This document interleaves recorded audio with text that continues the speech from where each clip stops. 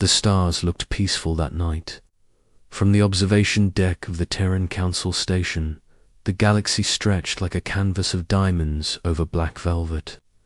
To anyone else, it might have been beautiful, but to Captain Elias Kane, it felt like a lie. For 2 centuries, the Great Peace Pact had promised safety. It was the oldest agreement in known history, signed by over 40 alien civilizations and humanity, bound by one rule: no species shall attack another. It was supposed to end wars forever.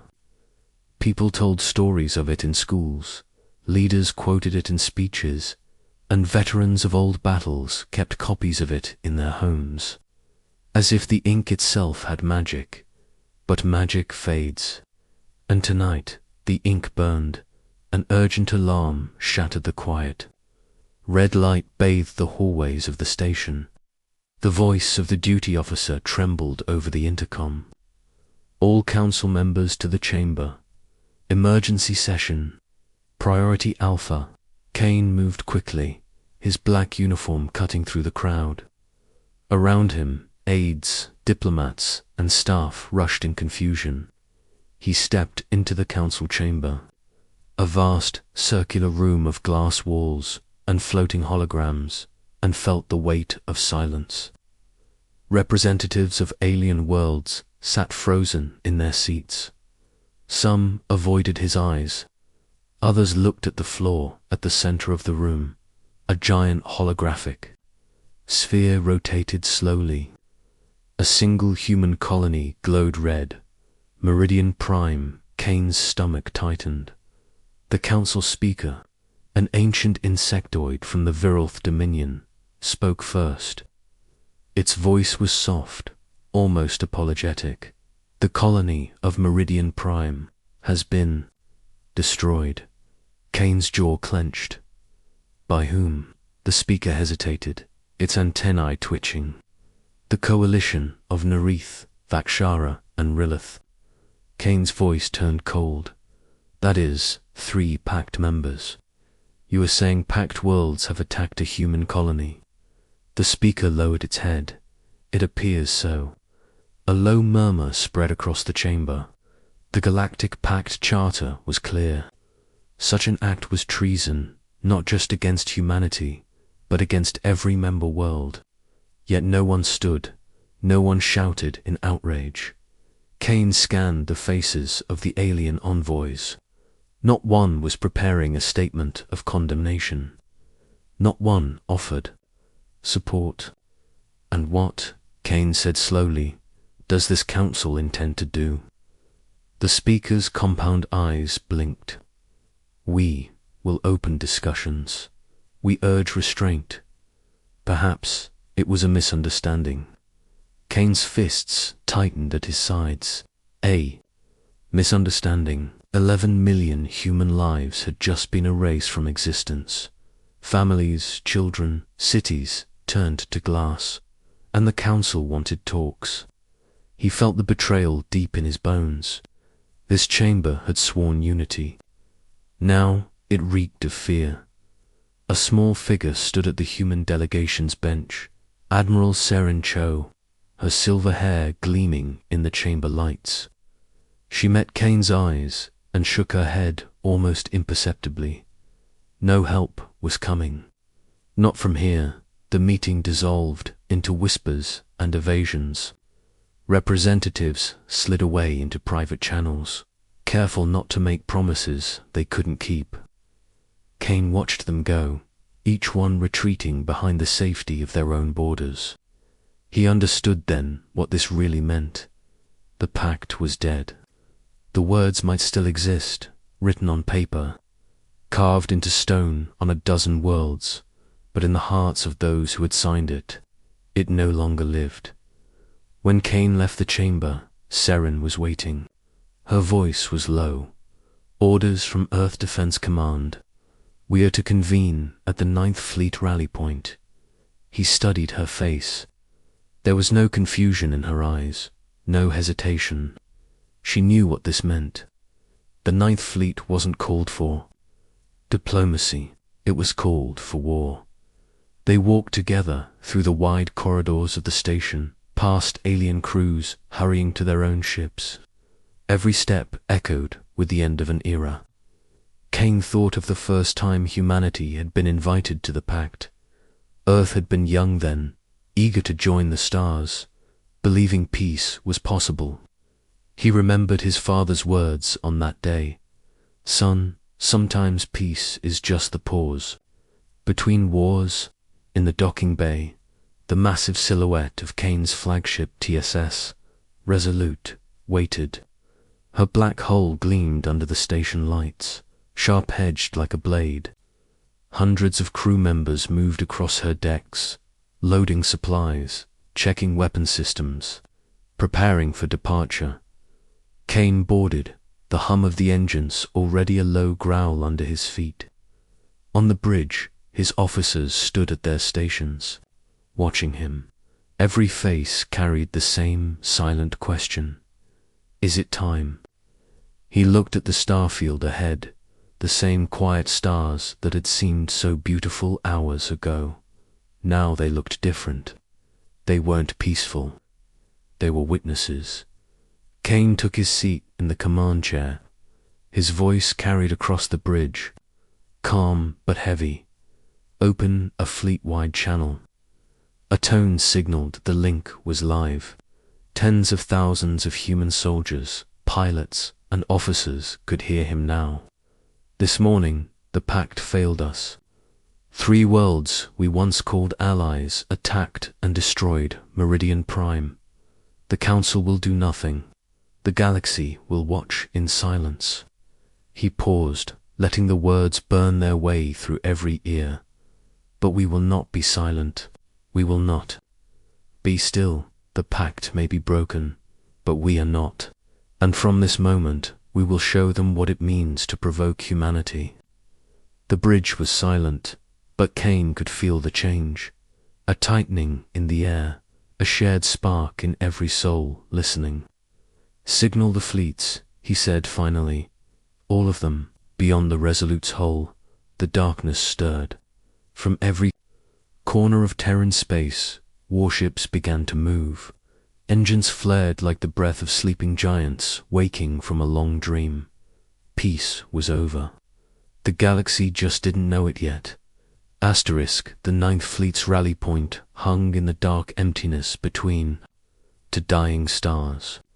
It was a place rarely visited, a forgotten scar of space where nothing lived perfect for gathering an armada in secret.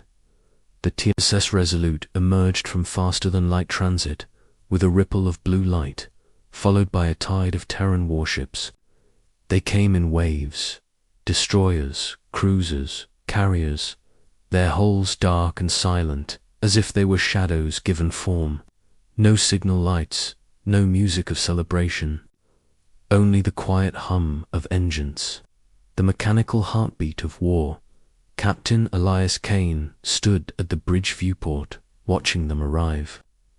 It was a grim beauty, hundreds of ships sliding into formation, their sheer numbers blotting out the distant stars. Each one carried hundreds of lives, each crew knowing what was coming.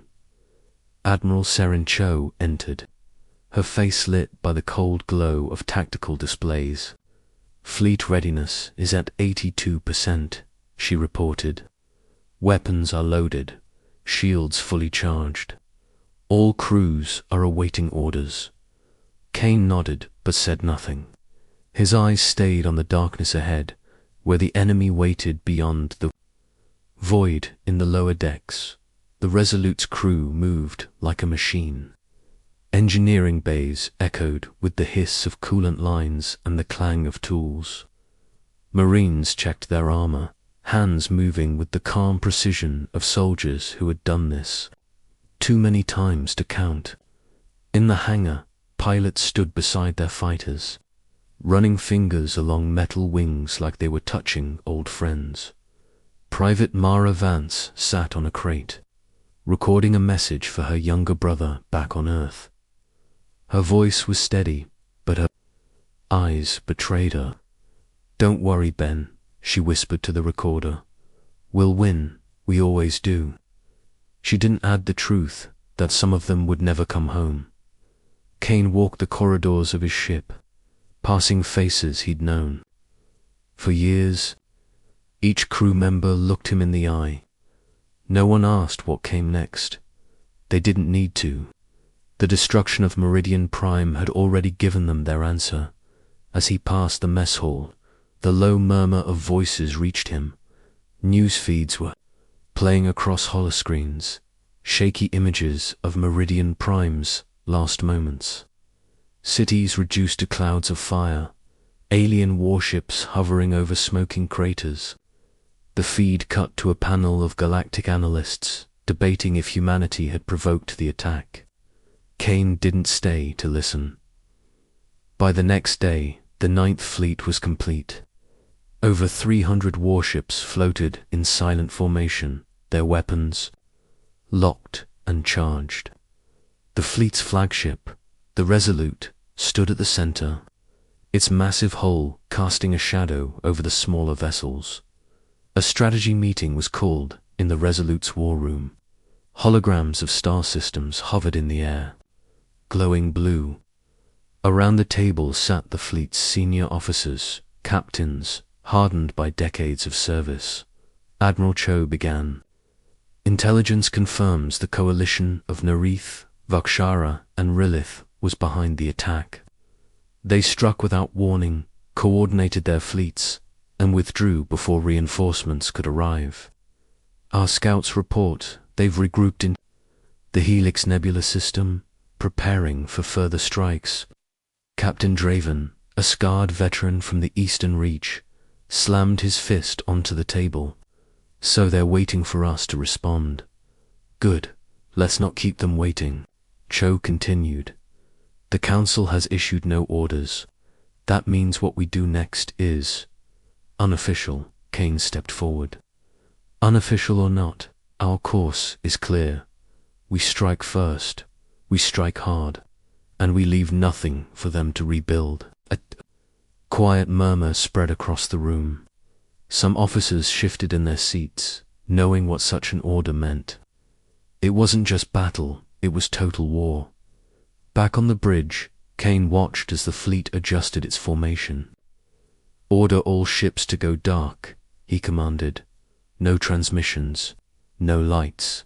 We move as one.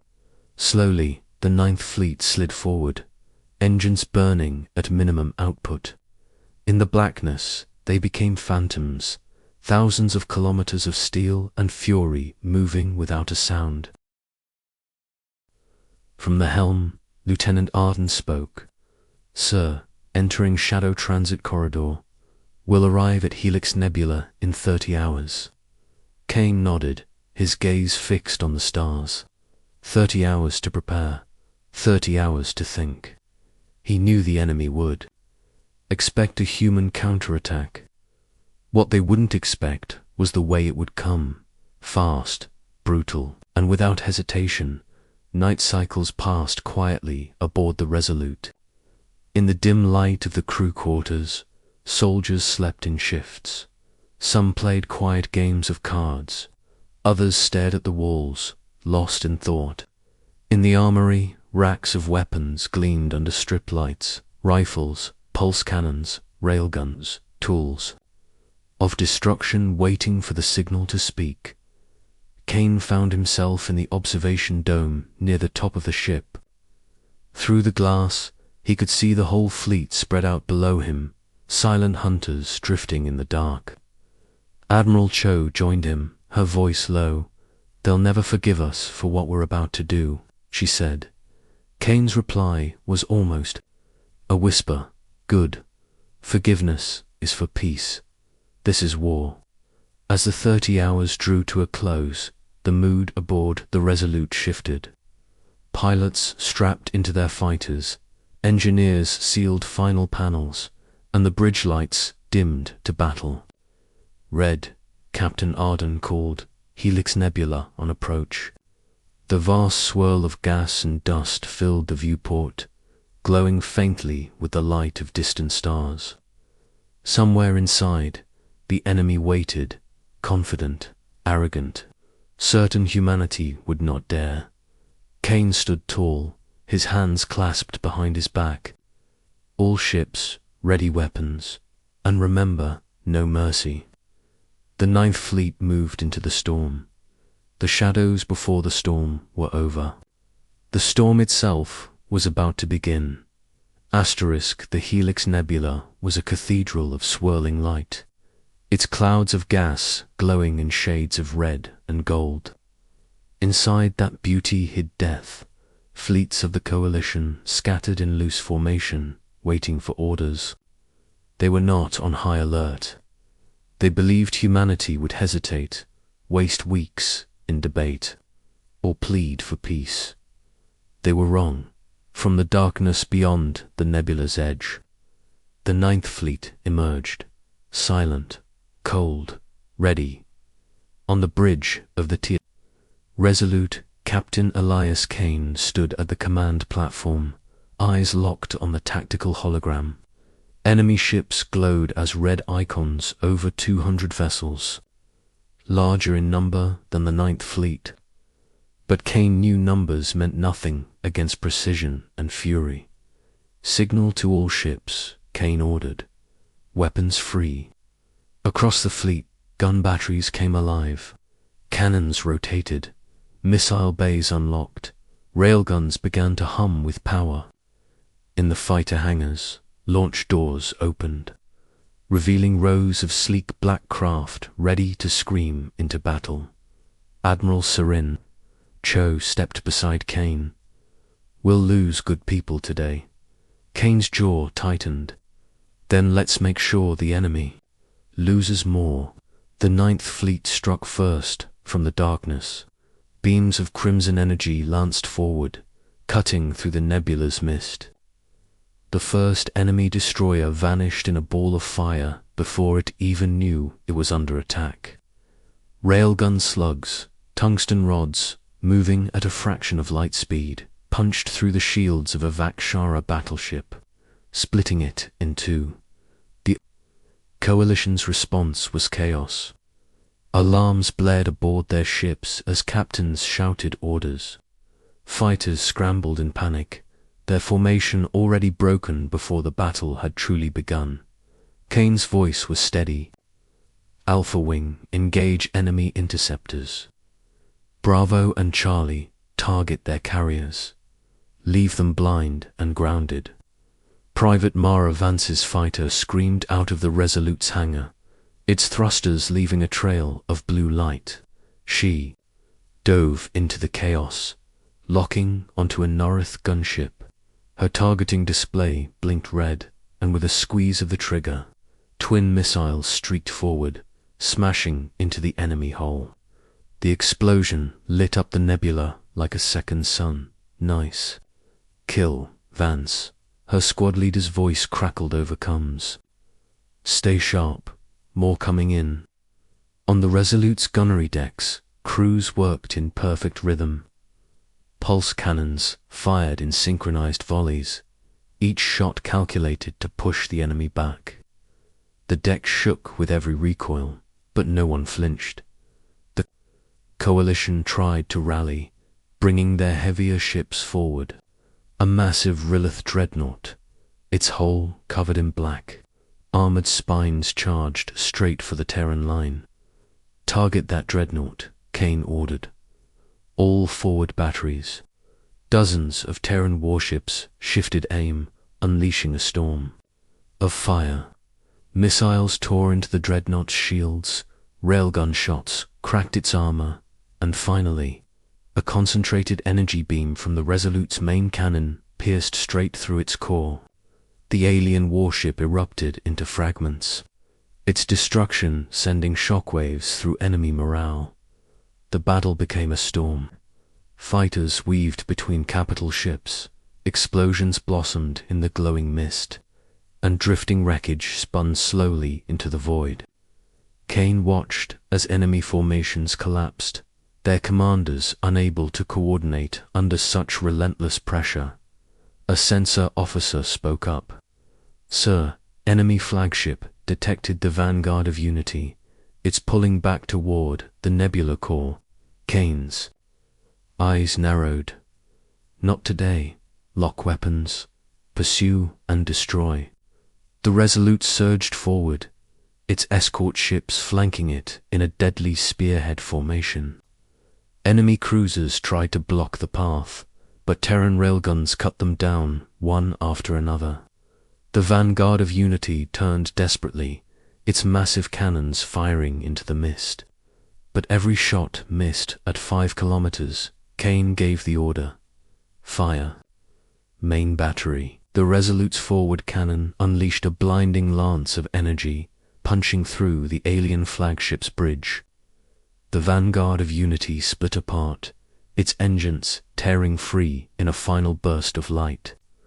The blast illuminated the nebula, casting the wreckage in a haunting glow.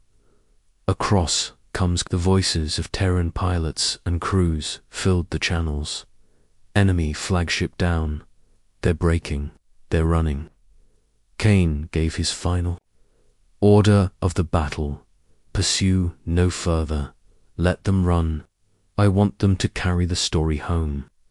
The Ninth Fleet pulled back into tight formation, the debris of the battle drifting silently around them. The Helix Nebula, once serene, was now littered with the burning hulks of ships. In the aftermath, Admiral Cho stood beside Kane on the bridge. We've sent a message today. Loud and clear. Kane didn't smile. Not loud enough. This is just the beginning. He turned to the comms officer. Broadcast to all Terran forces. Meridian Prime has been avenged. The Pact is broken. From this day, humanity answers only to itself. Somewhere, far beyond the nebula, alien leaders would watch the recordings of the battle. They would see the precision, the cold efficiency, the fury of humanity's response, and they would know fear. But Kane wasn't interested in their fear. He was interested in what came next. The war had only begun, and humanity was just getting started. Asterisk news of the Helix Nebula battle spread faster than light. It moved through the trade routes, whispered by merchants in shadowed docking bays. It was replayed on the public networks of alien capitals, watched in silence by billions. The footage was undeniable. Humanity had struck without hesitation, without warning, and without mercy. Alien analysts replayed the destruction of the vanguard of Unity again and again, dissecting the speed of Terran tactics, the precision of their weapons, the way the Ninth Fleet moved as one mind. To them, it was terrifying. To humanity, it was justice. On the crystalline homeworld of the Vakshara, the High Chamber met in secret. Their voices, sharp and insect-like, clicked over each other in panic. We thought they would hesitate, one said. We thought they would sue for peace. We were wrong. In the vast citadel of the Nerith Dominion, the Grand Chancellor addressed his council. His voice was calm, but his eyes betrayed fear. They fight like no other species. They do not seek negotiation, only finality. If they come here, our fleets will not hold. Meanwhile, in the war room of the TSS Resolute, Captain Elias Kane studied the glowing holographic map of the galaxy. Enemy worlds marked in red, neutral worlds in white, human-controlled territory in blue. The blue was growing. Admiral Serin Cho entered, carrying a datapad. Our scouts report the coalition is splitting its forces. Some are retreating to defend their homeworlds. Others are gathering for a counterattack.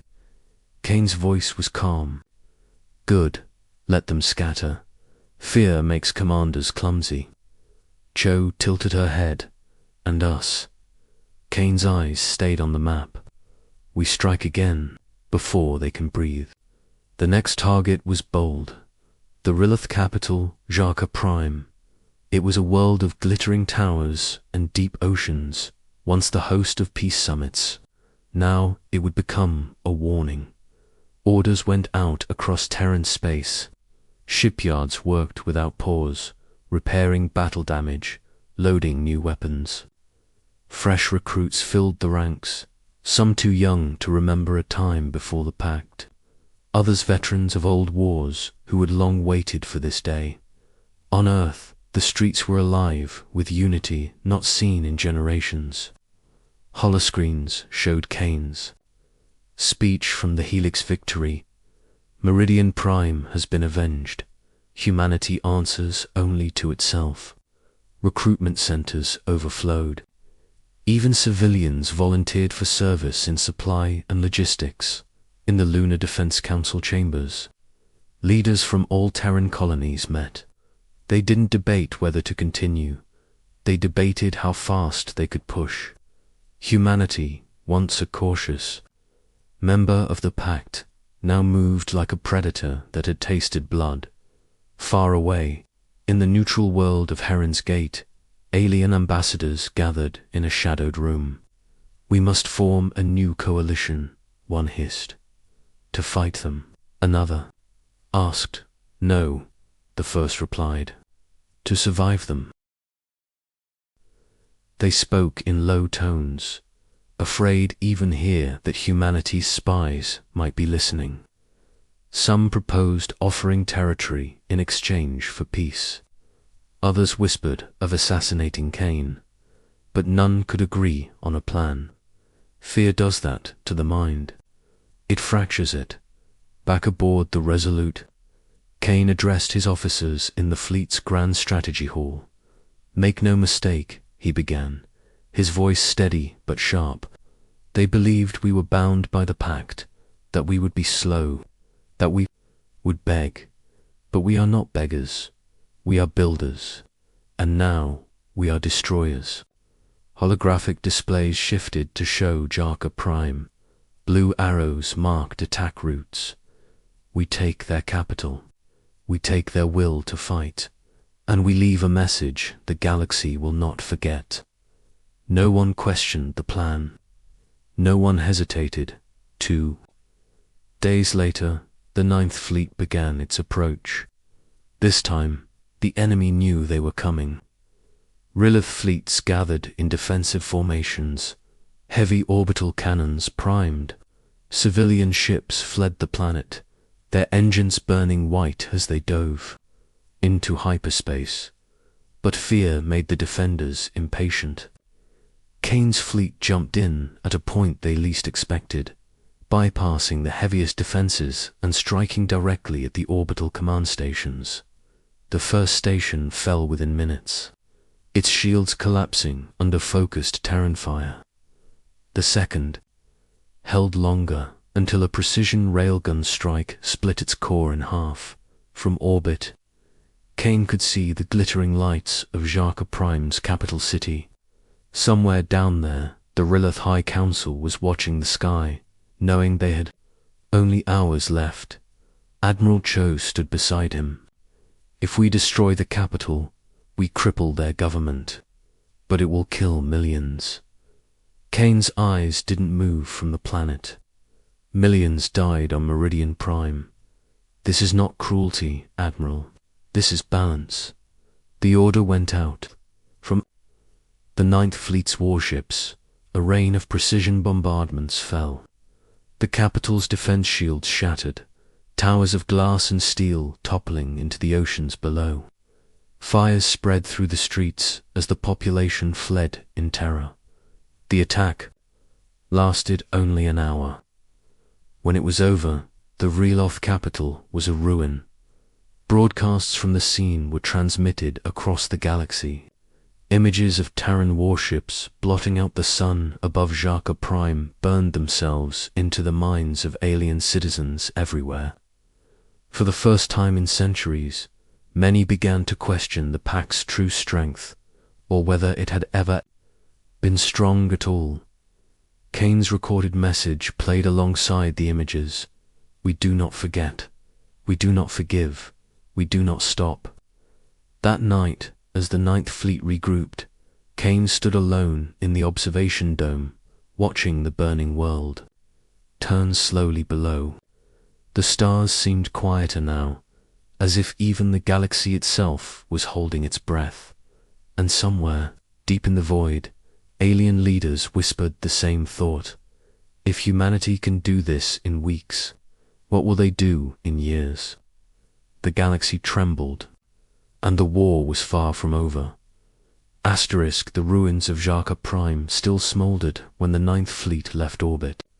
From high above, the once proud capital was nothing more than broken towers and ash swirling over black oceans. It was a wound carved into the planet, and Kane intended it to be a scar the galaxy would never forget. But there was no time to rest. The war was no longer a single campaign. It was spreading across the galaxy. Alien worlds were making choices. Some offered surrender before the Ninth Fleet even arrived. Others evacuated entire cities at the rumor of human warships approaching. But a few, desperate or arrogant, swore they would fight to the last ship. Kane meant to test those words. In the weeks after Jaka Prime, the Ninth Fleet moved like a storm across the stars. The Nerith home fleet shattered in a single day. The Vakshara defense ring breached in hours. Coalition supply lines cut so completely that enemy fleets starved in deep space. Humanity was no longer defending itself. It was reshaping the map of the galaxy. On the Resolute's bridge, the holographic star map glowed more blue with each passing day, territories falling under Terran control. Admiral Cho stood beside Kane, scanning the data. "We're close," she said quietly. "Another month, and the Coalition will have nothing left." Kane nodded. "Then we finish it, completely." The Coalition's last stronghold was deep within the Ecliptus Rift, a sector of unstable gravity wells and collapsing stars. It was a natural fortress, dangerous even for the most advanced fleets. The enemy believed no one would dare attack them there. They didn't know Kane. The Ninth Fleet entered the rift in silence. The stars here were dim and dying, the light bent by the pull of massive black holes. Navigation required constant correction, and every ship moved with extreme precision.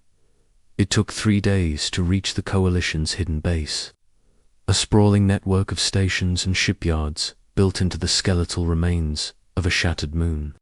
Hundreds of alien warships waited there, their weapons primed. From the Resolute's bridge, Kane studied the site. All ships, battle formation. The Ninth Fleet surged forward. The battle was like nothing the galaxy had seen in centuries. Missiles streaked through the void. Railgun slugs cut through ship after ship, and energy beams turned station hulls into molten debris.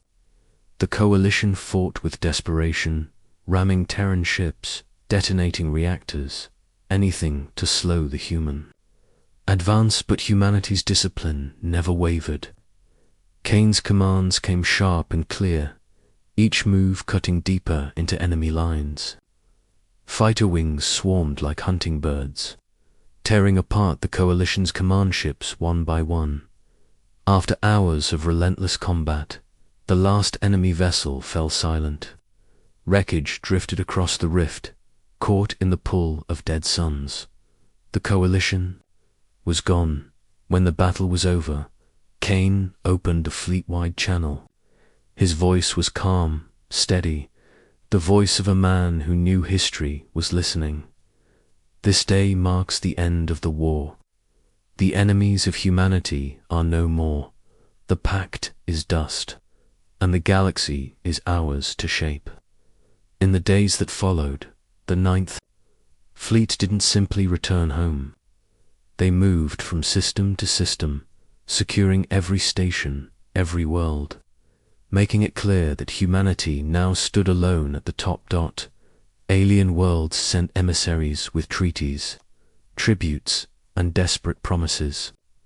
Some were accepted, others were turned away. Kane chose not to conquer everything, but to make sure no one could challenge Earth again. The galaxy began to whisper a new name for humans, not Terrans, not Pact members, the Reckoners. On Earth, the return of the Ninth Fleet was unlike anything seen in generations. Crowds filled the streets, holobanners lit the skies, and Kane's image was broadcast across every colony. His victories were celebrated as the dawn of a new era, but Kane himself didn't attend the parades. He stayed aboard the Resolute, in the quiet of his observation dome, looking out at the night sky. Admiral Cho found him there. "You've done what you set out to do," she said. "They'll remember this for 1,000 years." Kane's eyes stayed on the stars. Good, but memory fades. Fear lasts longer. That evening, Kane recorded one final message, not to humanity, but to the galaxy. It was transmitted to every known world, in every language. This war was not of our war making, but we chose how it would end. You destroyed our colony, our people, and for that, you paid the price. From this day, understand this truth. Humanity is not prey. We are not bound by your treaties. We are not here to serve your counsels. We are the reckoning you feared, but did not believe in. And if you ever raise your hand against us again, you will not live to regret it. The message ended. No threats, no demands, only certainty. In the months that followed, the galaxy changed. Trade routes shifted to favor Terran ports.